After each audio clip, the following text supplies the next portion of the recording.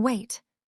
Before I tell you what I did to my father at his retirement party in front of 200 people, his colleagues, his golf buddies, his church friends, his entire world, I need you to understand something.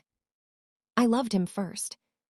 I loved him before I knew what he really thought of me, before I understood that every joke was a verdict, before I realized that some fathers don't see daughters. They see disappointments they're still deciding what to do with. My name is Anna, and this is the story of the night I stopped being the family footnote. I was 31 years old the first time I heard him say it out loud to a stranger. We were at a neighborhood barbecue. My father, Richard, was holding court the way he always did, big laugh, firm handshake, the kind of man who fills a room without trying. People gravitated toward him. They always had. He was introducing the family. My older brother, Cole, first. This is Cole.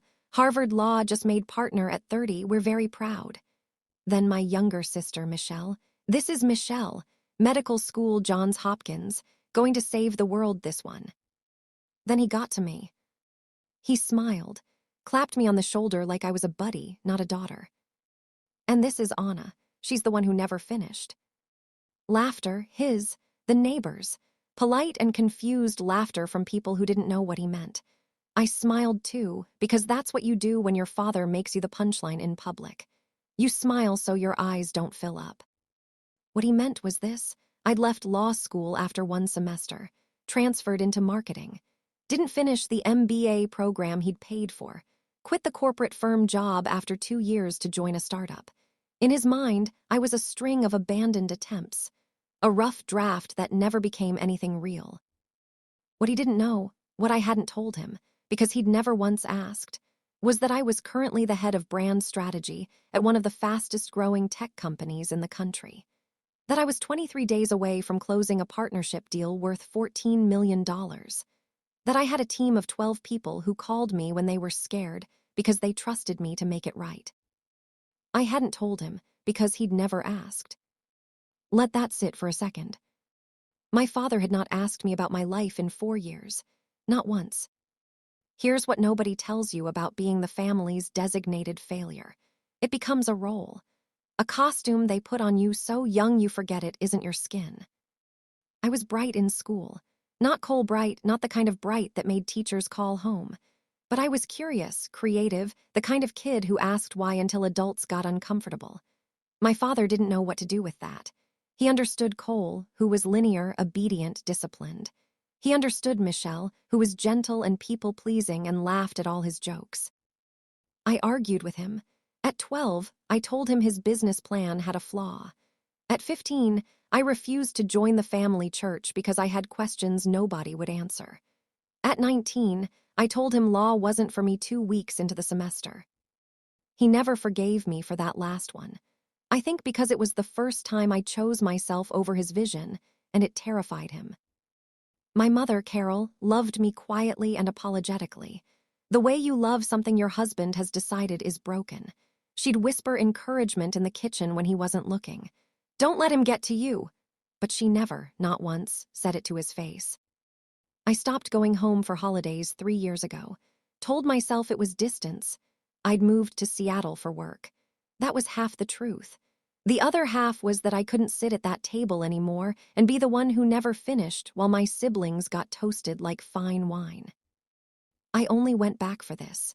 His retirement party. 35 years as a civil engineer. My aunt had called and said if I didn't come, I'd regret it when he was gone. I almost didn't go. God, I almost didn't go. The venue was a ballroom at the Riverside Hotel. My mother had organized everything, centerpieces, a slideshow, a catered dinner. She'd been planning it for months. I arrived in a black dress and the kind of composure that takes years to build. Cole hugged me. Michelle hugged me. My father looked at me from across the room and gave me the nod. The nod. Like I was someone's plus one he was being polite to. Dinner was fine. Then the speeches started. Cole went first. Polished, funny, generous, my father beamed. Michelle went second, she cried. My father's eyes got glassy, beautiful. Then my father stood up for his own remarks. I expected the usual, gratitude. Humility, the performed kind, jokes about golf. Instead, he talked about legacy. A man's legacy is his children, he said, voice rich with emotion. Cole has carried the family name into greatness. Michelle is going to heal people. And Anna, he paused, smiled that same barbecue smile. Anna keeps us on our toes. 200 people laughed. And something in me went very, very quiet. Not angry, not sad. Quiet in the way a decision feels when it's already been made without you realizing. I picked up my champagne glass. I stood up. And I said, Dad, can I say a few words? The room shifted. My mother's face went white. Cole put his hand on his wife's arm. Michelle stopped smiling. My father, to his credit, gestured graciously. Of course. I walked to the front of the room. I looked out at 200 faces. Colleagues, friends, my father's pastor, his golf partner of 20 years. I smiled. My father just said I keep the family on their toes. That's true. I've been doing that since I was 12 and told him his business model had a liability gap he later had to pay $40,000 to fix. Silence. I left law school in 2014. My father has been dining out on that story for 11 years. What he's never mentioned, because I never told him, because he never asked, is what happened after. I pulled out my phone, not dramatically, just naturally like I was checking a text. After I left law school, I built a career in brand strategy. I currently serve as head of brand strategy at Veridian Technologies. My team closed $9 million in partnerships last year. We're 23 days from closing another $14 million deal. The company's market valuation has tripled since I joined. I looked at my father. I don't say this to brag, Dad. I say it because for 11 years, you've introduced me as the one who never finished. You've said it at barbecues, at church, at Christmas dinner. You've said it so many times that I started to believe it might be true. My voice didn't shake. I decided it wouldn't. But here's what I've been sitting with tonight. This isn't really about my resume. This is about the fact that you've never asked. Not once in 4 years have you called to ask how I was doing. Not what I was building. Not whether I was okay. You've never met my team. Never asked about my city. You came to Cole's bar exam celebration. You flew to Michelle's white coat ceremony. When I got promoted to head of strategy 18 months ago, I waited for a call. I set my phone down on the table. It didn't come. The room was absolutely still. So I want to ask you something, Dad, in front of everyone who loves you, and I want a real answer. I looked directly at him. What would it have taken for me to be enough for you? My father's face did something I'd never seen it do. It collapsed. Not with anger, not with embarrassment, though that was there too. It collapsed with something that looked terrifyingly like grief. He didn't speak for a long moment. The room was so quiet I could hear the ice shifting in someone's glass. Then he said, voice low and strange, Anna. Just my name, like he was testing whether it still worked. My mother was crying silently. Michelle had her hand over her mouth. Cole was staring at the tablecloth. I waited. I didn't know, he started. You didn't ask, I said, not cruel, just accurate. He nodded slowly. The nod of a man who has just been handed a mirror he's been avoiding for a decade. No, he said, I didn't. I picked up my champagne.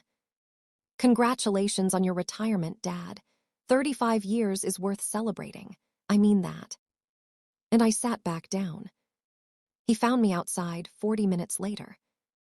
I was standing by my rental car, not crying, just breathing cold air and feeling the strange lightness of having said the true thing in public. Anna. I turned around. He looked older outside the ballroom. Without the event lights and the applause and the context of being the guest of honor, he was just a 62-year-old man in a suit, standing in a parking lot, looking at his daughter like she was a language he'd never learned. I've been telling that story, he said slowly, because I didn't know what else to say. You were the one I couldn't figure out. Cole was easy. Michelle was easy. You were, he stopped. Difficult, I offered. Honest, he said. You were always honest in a way that made me feel like I was failing. I stared at him. "So you made me the failure instead," I said quietly. He didn't deny it. "Your mother told me," he said, "3 years ago that I was losing you. I told her you were being dramatic." Was I? "No," he exhaled. "No, you weren't." We stood there in the parking lot for a long time. Not hugging, not resolved, just standing in the honest, ugly, necessary space between what was and what might still be possible. "I want to know," he said finally, "about your work, about your life, if you'll let me." I looked at him for a long moment. "I'll think about it," I said. I got in my car. I drove back to my hotel. I sat on the edge of the bed in the dark and I waited for the feeling I thought would come: victory, closure, the clean snap of a chapter ending. It didn't come. What came instead was something softer and more confusing. Something that felt like the very beginning of something I didn't have a name for yet. I woke up to 17 missed calls. 3 from Cole, 5 from Michelle, 4 from my mother, 1 from an unknown number I didn't recognize, and 4 from my father, between 2 a.m. and 5 a.m. I sat up. Something was wrong. I called Michelle first. She picked up on half a ring, her voice tight in a way that made my stomach drop before she said a single word. "Anna, don't panic." When someone says don't panic, they mean the opposite. Dad had a cardiac event last night. He's at Riverside General. He's stable, but Anna, they found something else. On the scan, something they weren't looking for. The room tilted. "What?" I whispered. "You need to come, right now. And Anna," her voice broke for just a second. "The doctors are saying they can't explain why he hasn't had symptoms yet. They're saying this has been developing for at least." Static, or maybe that was just the sound of my own heartbeat. "Michelle, how long?" Silence on the other end, the kind that lasts forever. "At least 2 years." 2 years. My father had been carrying something invisible and growing inside him for 2 years, while I'd stayed away. While I'd convinced myself the distance was justified. While I'd been building my career and hardening my heart and counting the calls he never made. I got dressed with shaking hands.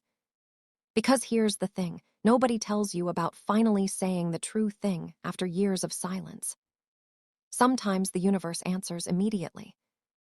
And not always the way you were hoping. Was I right to say what I said? Was the timing wrong, even if the words were right? And what does it mean to finally be heard by someone who might not have as much time left as you thought? I need to know what you think. Drop it in the comments. I'll be reading every single one. Because I'm still figuring out if what I did that night was the bravest thing I've ever done, or the most expensive.